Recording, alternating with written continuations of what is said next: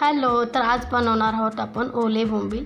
तर ही जी रेसिपी आहे ती माझ्या पद्धतीने बनवणार आहे। माझ्या मम्मीने ज्या पद्धतीने मला सांगितले आहे त्या पद्धतीने मी तुम्हाला सांगणार आहे। तर बऱ्याचदा लोक काय करतात की हे ओले बोंबील धुतात आणि कपड्यामध्ये गुंडाळून त्याच्यावर वजन ठेवतात।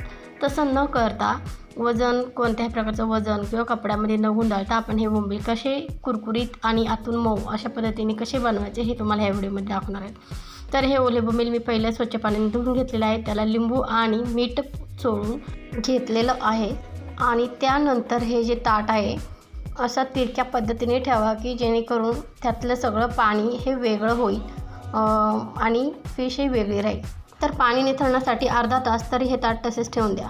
तर जे पाणी आहे ते आपल्याला वापरायचं नाही, ते आपल्याला टाकून द्यायचं आहे। त्याच्यानंतर ही प्रोसेस जी आहे मी ती ऑलरेडी सगळी करून घेतलेली आहे आणि त्यानंतर मी इथे हळद मसाले टाकत आहे। तर तुम्ही ही प्रोसेस करा, मला व्हिडिओमध्ये दाखवता नाही आली पण मी जी तुम्हाला सांगते ही प्रोसेस नक्की फॉलो करा।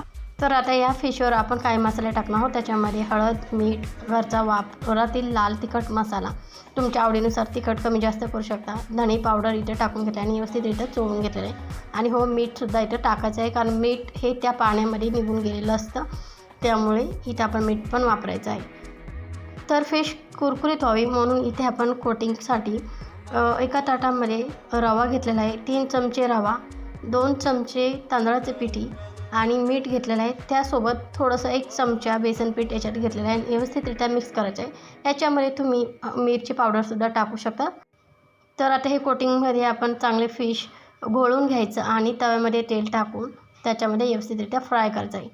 महत्त्वाची गोष्ट, हे मासे फ्राय करताना आपल्याला जो गॅस आहे, गॅसची फ्लेम जी आहे ही मीडियम टू लोवर ठेवायची आहे आणि याला तुम्ही कमी तेलात फ्राय करायचं आहे, फार तेल लागत नाही। त्यामुळे कमी तेलामध्ये 2-2 ते 3-3 चमचे फक्त तेल सोडा आणि त्याच्यावर मासे ठेवून व्यवस्थितरित्या 5-5 सेकंदांनी हे मासे उचका। लगेच उचकू नका कारण जेव्हा तुम्ही लगेच उलटे करायला जाशाल तर लगेच तुटण्याची शक्यता असते, त्यामुळे टाकल्या उचकू नये, थोडा वेळ होऊन द्यावे।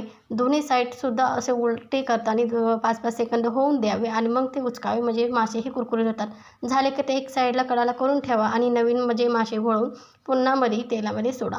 तर अशा पद्धतीने हे मासे करून घ्यायचे आणि छान कुरकुरीत आणि चविष्ट असे हे मासे होतात। तर या रेसिपीसाठी तुमच्याकडे तांदळाचे पीठ नसेल तरी चालेल, त्याच्याऐवजी तुम्ही 0 नंबरचा रवा आणि 1 चमचा बेसन पीठ वापरा, तरी हे मासे छान कुरकुरीत होतात।